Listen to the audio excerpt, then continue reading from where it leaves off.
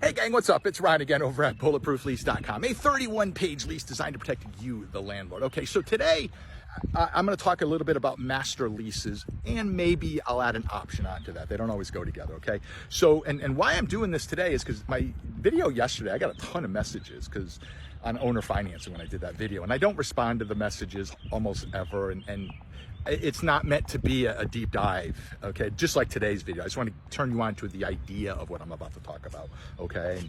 And maybe I'll do a live event and we can talk about it for hours because it would take hours to fully explain this, okay? But here's the highlights, okay? So as you guys know, my wife and I owned and managed several hundred low-income units. Now, rough, this is a guess, but I'm close. About half the units I ever owned, I never went to a bank for, right? I talked about that yesterday.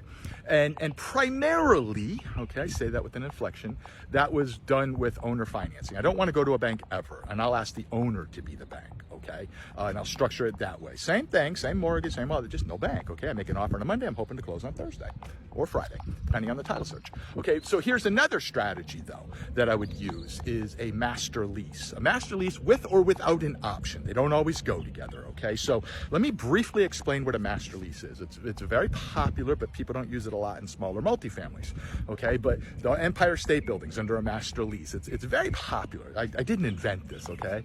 Paid a lot of money to have the paperwork created, you know? So a master lease is essentially saying to the owner of a building, listen, instead of buying the building, if it's a 6-unit building, I just want to rent the whole building from you for, and I'm just making up numbers, $5,000 a month.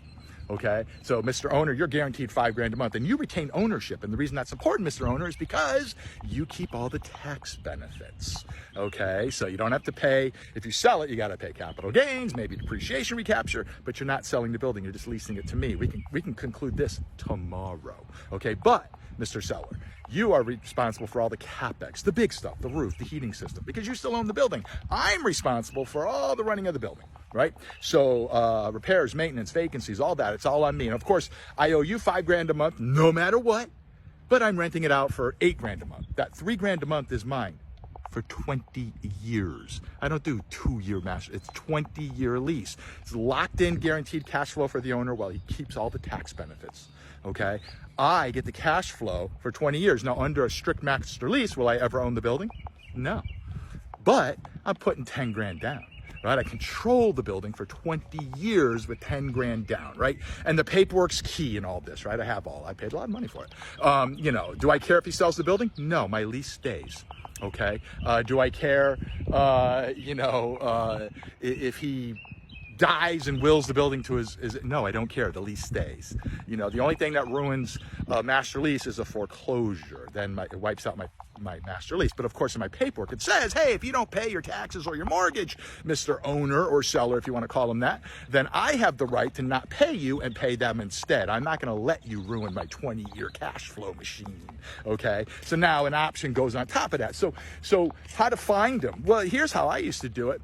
I would call for rent ads, right? So if you get a small multifamily and there's a unit for rent, you call up, that's the landlord that picked up. That's the owner of the building, right? So that tells me two things. Number one, he's a moron for doing it all himself, right? And number two, hey, instead of renting one unit, why don't I just rent the whole building from you? Right? So I guess the point I'm trying to make in this rambling video now is to open your eyes to something different. Now, how do I determine if I'm going to go owner financing or a sub 2 or master lease with an option? Depends on the deal. When did he buy it? How much equity does he have? Does he have any equity? Is he upside down?